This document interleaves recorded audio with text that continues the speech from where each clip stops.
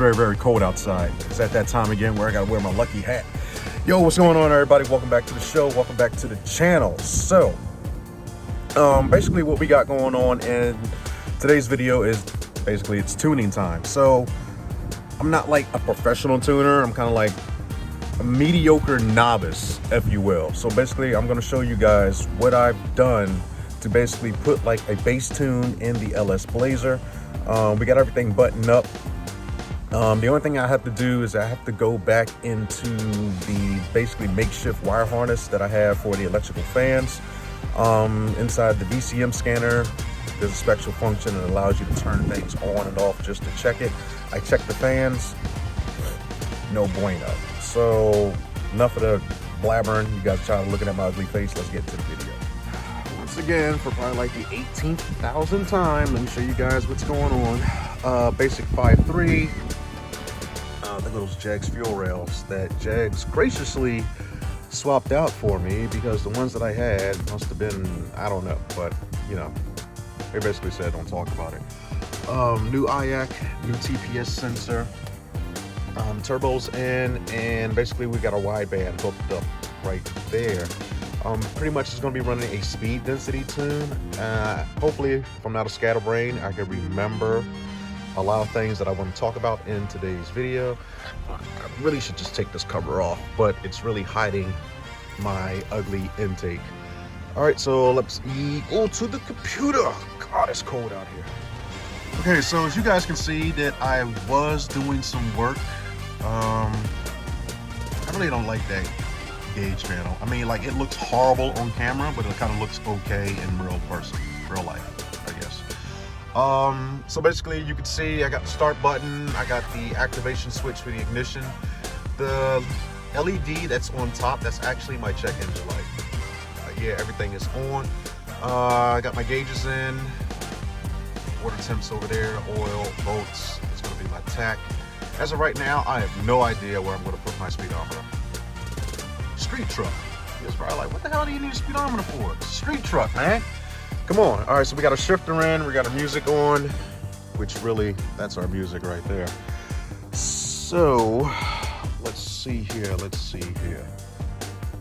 So we got our VCM scanner right here. Oh, this is what I was talking about. If you go here to vehicle controls and special functions, you click on that, and I went over here to my system. I went to fans. Nothing. That's how I know my fans weren't properly hooked up. Nothing. See that? So there's something I definitely know I did wrong when I tried to hook up my fans. So I don't know what I should probably do right now. I don't know if I should do well, we did connect to the truck. Probably do some start scanning here too. Injector flow rates.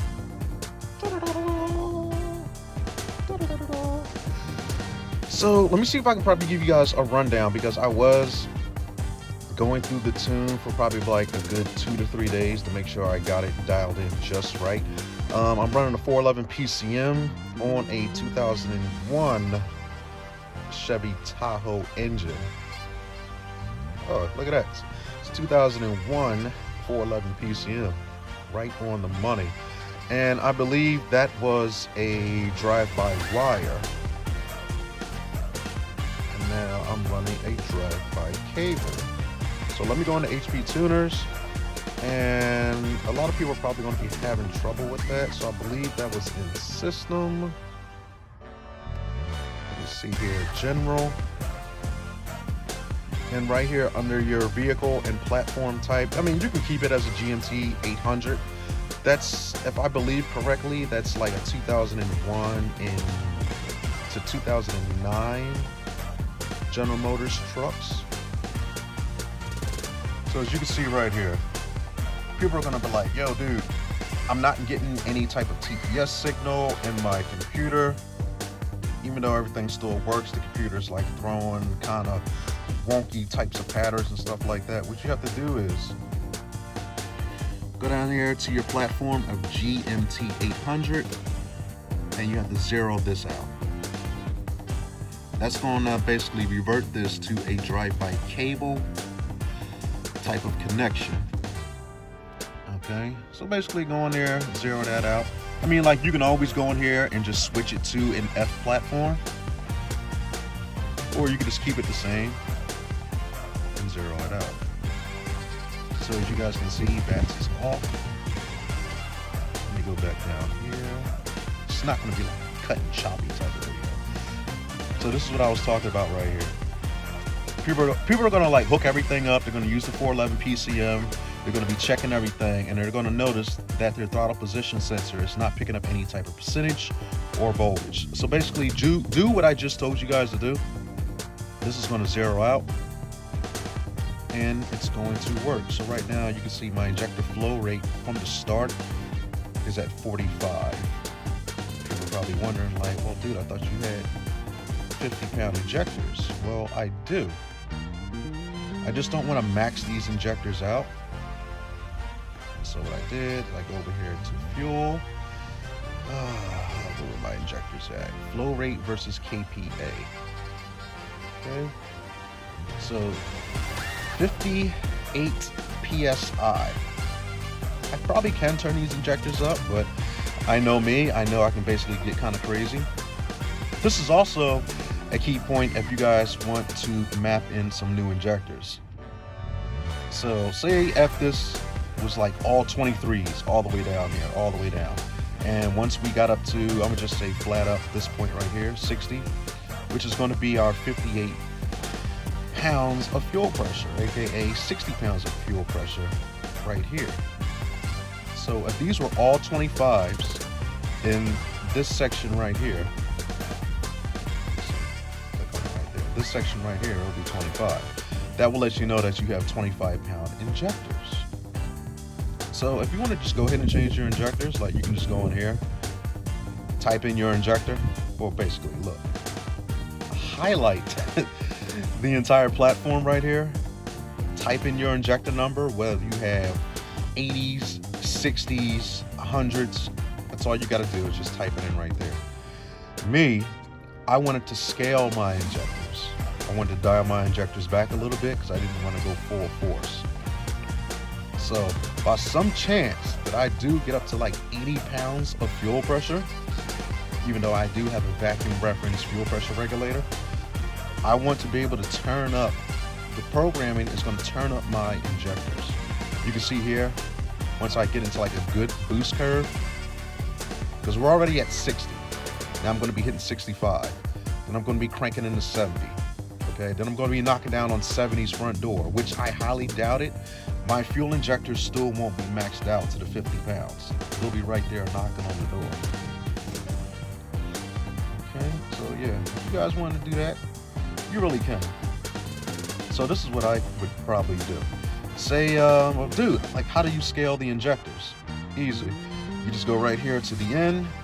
Say if you got 80s, you would just type in 80 right here. And I will probably go back like 5. So it will be 80.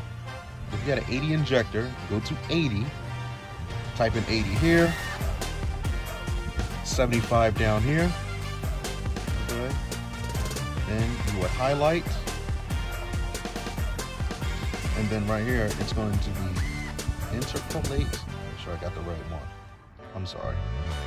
You're going to smooth between horizontal bounds. Okay, and that's going to scale this injector higher and higher and higher until it gets to your max setting, which you typed in here, of 50. So basically, just do like 5 points off. That's my rule of thumb right there.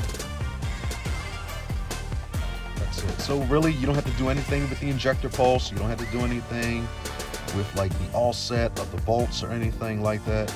You can just change your flow rate versus KPA. Okay, and I'm going to be running basically gasoline. So we got our 14.6, which typically people round up to 14.7. If I didn't know better, I'm actually starting to sound like a tuning genius. This video is really not going to be cut and choppy. It's basically just going to be me doing a whole lot of talking and pointing.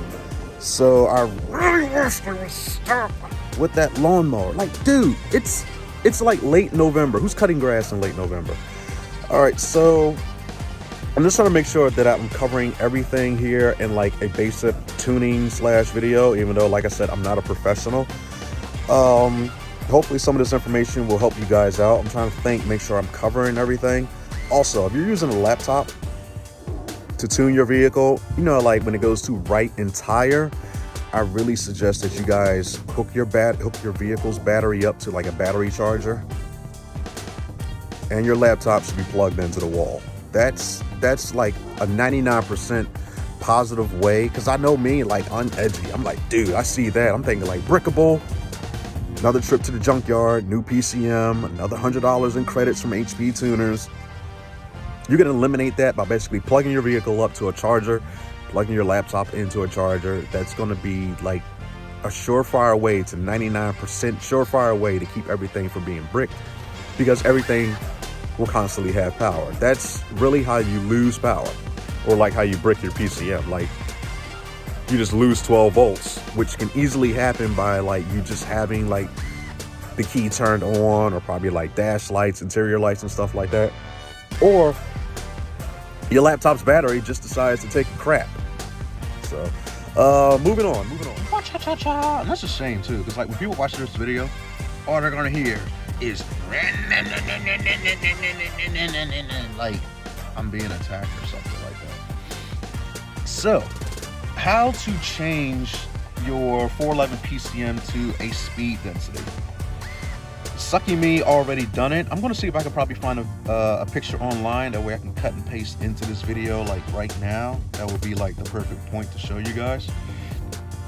So you're plugging your basically plug everything back up, right? You're going to operating system. With the 411 PCM, depending on what year you would have like, here would be regular speed density. Okay, next column would be speed density 2, speed density 3, and then a speed density 1. So if you got like an NA car, you really don't need any type of speed density. But since you're going with a turbo car, you can go to speed density 2, which I accidentally done. But I recommend that you go to speed density 3. Now, you can click on it.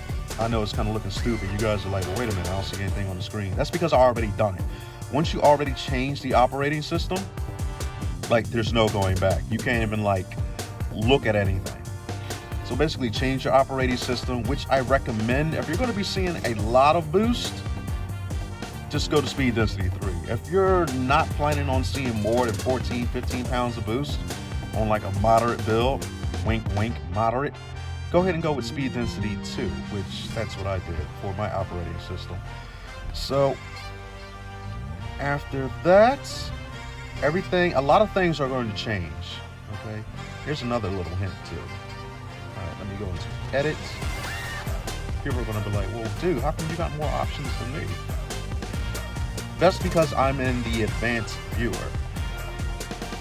Okay, you can go to basic, you're not going to see as much stuff, but if you go to the advanced viewer, you're going to see all these extra options. Also, once you change the operating system, now you're going to have real-time tuning available. Let me see if I can go back here. You're going to be able to use real-time tuning inside the scanner.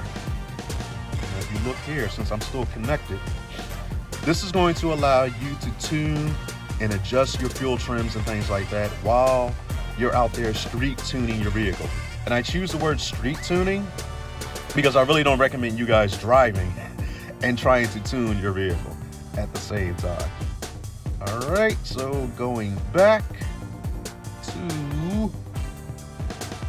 to our scanner.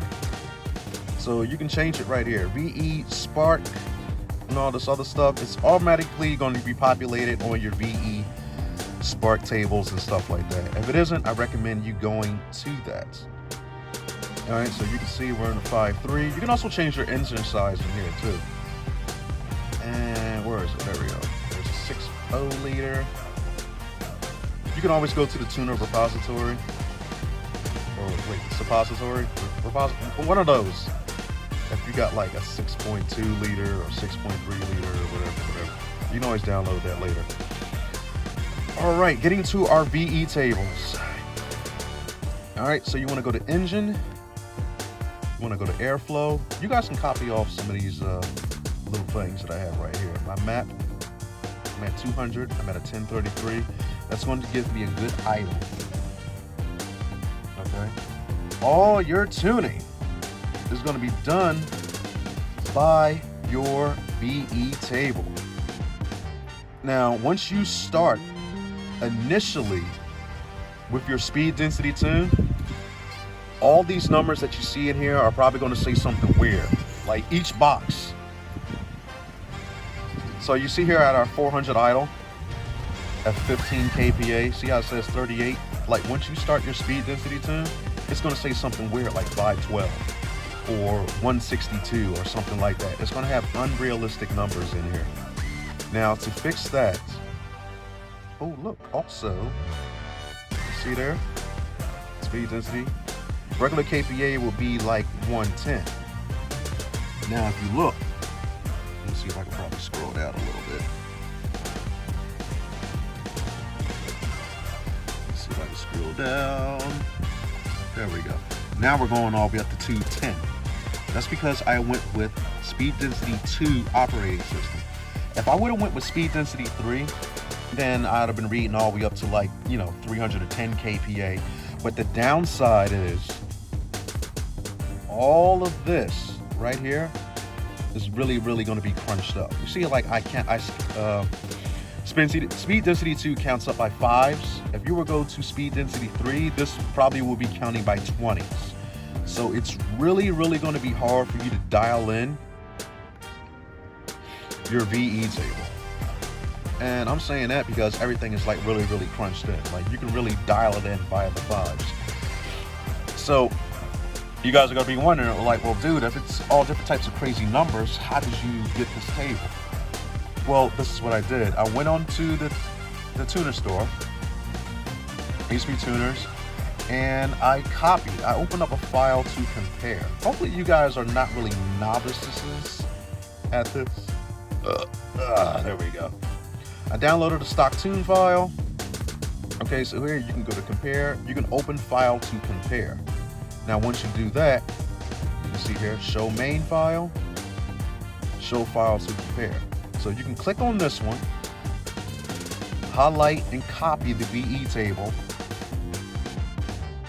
all the way down to 110. See, like you would just do this. You just click here. Whoops. Whoopsie. Sorry. You would click here. And like you would do the whole entire thing. Scale all the way over, copy and paste. That's going to give you back the original factory settings from 15 down to 110. Now again, here's going to be another question. Well, how the fudge did you get everything else right there? That's kind of easy. It was more like an educated guess. Okay? Educated guess. Now, I'm gonna kind of show you guys how I did mine. So, you're already here at 110 or 105 or something like that. You're gonna take that bottom line, 105. Okay, you're gonna copy that. And then you're gonna basically paste it here. Okay, and remember that you pasted it on your 110. This is going to be some horrible math right here. I'm getting ready to show you guys. You're not going to like it. All right, go all the way down. Then I went all the way down to my bottom line right here of 210. And then I pasted that line again. Okay. Now, I went back up, right up here, and I typed in about 25% more fueling. Okay, 25. I'm changing that bottom 210 line. It's still highlighted, and then I click 25%, then I hit add. And that line is going to change right there. Okay? So once again, you guys are like, all right, cool, we're following you. You copied and pasted down to the 110, the 105 line or the 110 line, whatever line was blank. Whatever line was still reading off some crazy kooky number. I forget which one it was. I believe it was like 110 or 115, but I went up to like, started at 110. All right. So then you're gonna highlight whatever line that you started with. Boom. You're just gonna do that. You're gonna highlight the entire extra half of the grid that did not change when you copy and paste it over your VE table. And this is what you're going to do. You're going to interpolate between vertical bounds. That's going to populate all these numbers in here. Okay? Because basically it's going to scale, it's going to start to scale everything up. Let's see if I can give you guys a graph here. A graph would have been really, really better. Okay? See that? Because basically what was happening there is that you're going to start with a very, very flat graph. You copy and paste it into your stock 5.3 tune or 6.0 or something like that. It's going to be all curvy. It's going to look real nice. It's going to look like it's growing. Okay? And then it's just going to like shoot to the moon. You see how it should look like this. It should just look scaled up. Okay, just scale it up. That's really what you're doing. See there? Scale it up. Man, this is probably going to be one of my worst videos ever. But hopefully, people who are not complete novices at HB tuners and tuning and stuff like that, or like once you get the program, familiarize yourself with the program. Watch a couple of videos online. That's probably going to be the best advice I could probably give you guys. Me, I basically took like a small crash course of the tuning school. I opted in for the books. I didn't opt in for like the video platform and stuff like that. I actually just went for the books because like when you're watching videos, like you're just going to want to just like look, copy and paste. You're actually not going to read and study. So like I said, I actually went for the books. Let me see, what can I probably explain to you guys next? Yeah, basically I went with a speed density 2 tune. Injectors are scaled in. We're going off the VE table, and I plan on using the wideband. Now this is just strictly me for this truck. I plan on using a wideband for my proper fueling. Everything that I did just allowed me to get a basic startup tune, get the thing idling good and stuff like that. Also keynote that once you change these things, it's going to run a little rough. Oh, why it's going to run rough? Let me show you. Let me show you guys. Why is it going to run rough? Because I basically turned off the O2 sensors. This is going to refer to the category of open loop and closed loop and all that other crazy type of stuff. Okay, so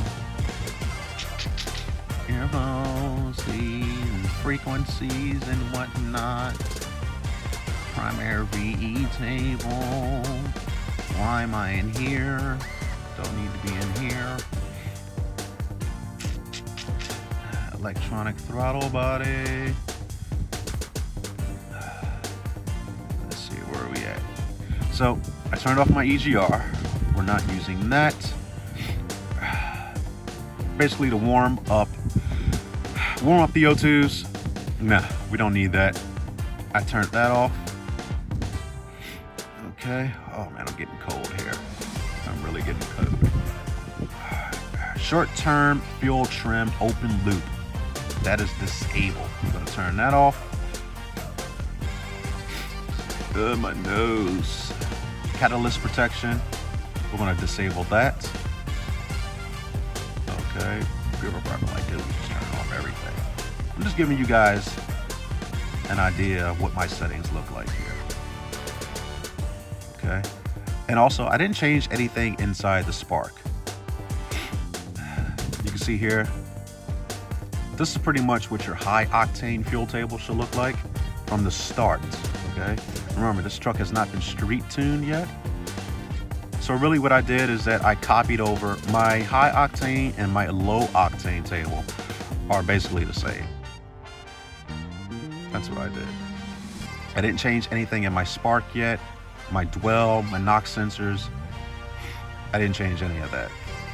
Nope, didn't change any of that. So now we're going into my DTCs. Should I go to my DTCs? Yeah, we could probably do that. I also failed the math too.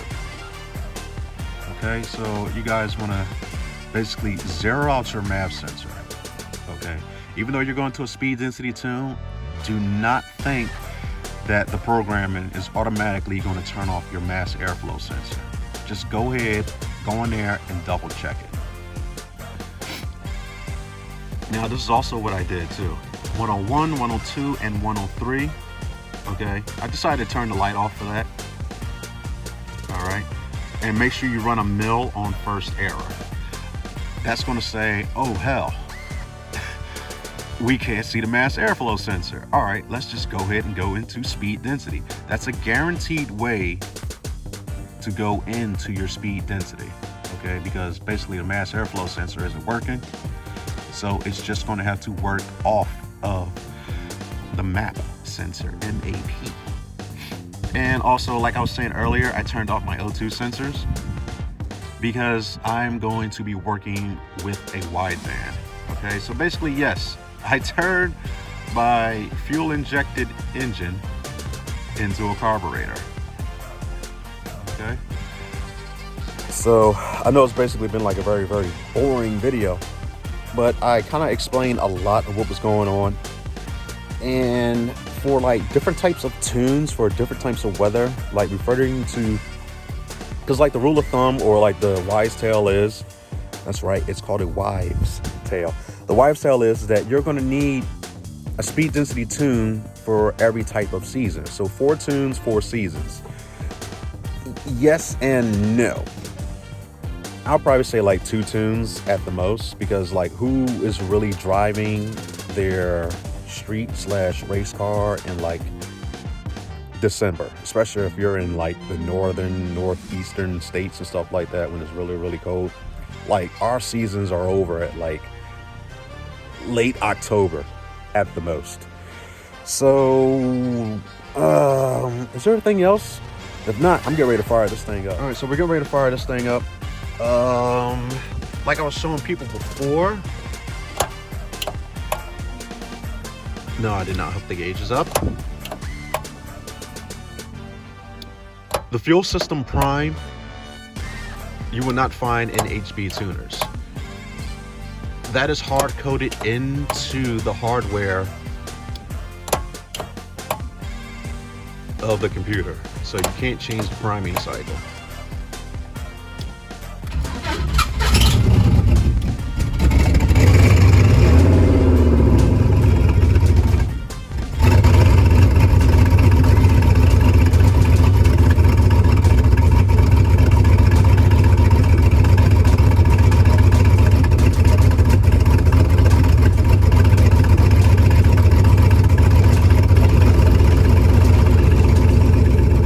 Yeah, it's stumbling.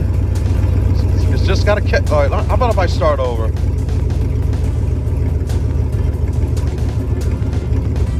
All right, so we're going to stop scanning. And now we're going to start scanning.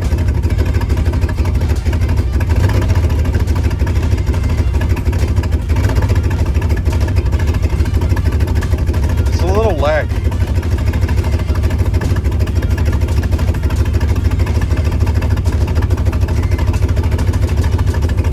So you can see here that the engine coolant temp is at 57.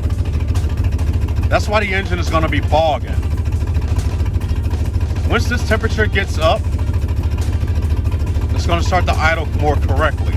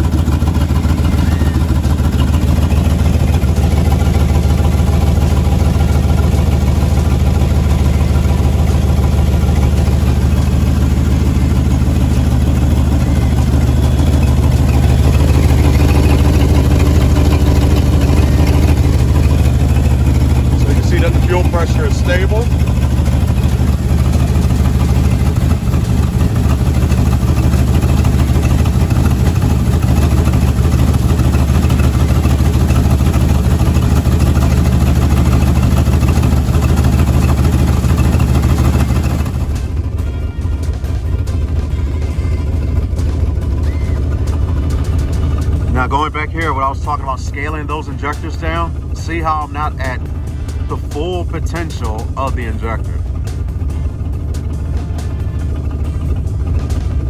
We're at 14 degrees of timing. Our intake is around like 7.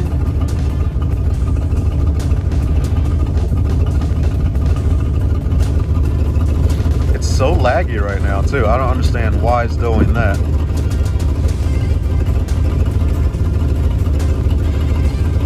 And once it starts to get up to temperature, say like around 150, 190, I have it dialed in for like a 600 idle.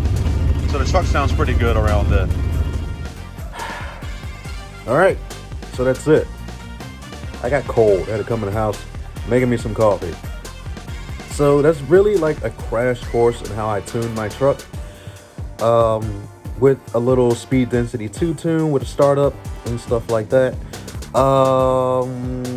What's the last things that I have to do? I believe I have to redo the, well, you guys saw that the drive shaft in. The drive shaft is in, the trans is in, the engine is in, turbo kit is done. We got a startup tune. We have to street tune it. What's stopping me from driving it? New brake lines. So that's basically it. Brakes, rotors, new calipers. I could probably do that once the weather warms back up. But as of right now, rear wheel cylinders and new brake lines for the rear. And then I can basically drive the truck. I shouldn't have told you guys that, but now you're gonna be looking at like, well, hell yeah, knock that out. Drive this damn truck. We wanna hear this bad boy spool up and blow. It's cold as hell outside, which I never understood ever. It's cold as hell. Anyway, but I want to thank you guys for checking out today's video, and hopefully I can quickly make some more. Man, I hate working outside. Okay, I'm gonna feed you. Gotta feed the cat. Peace.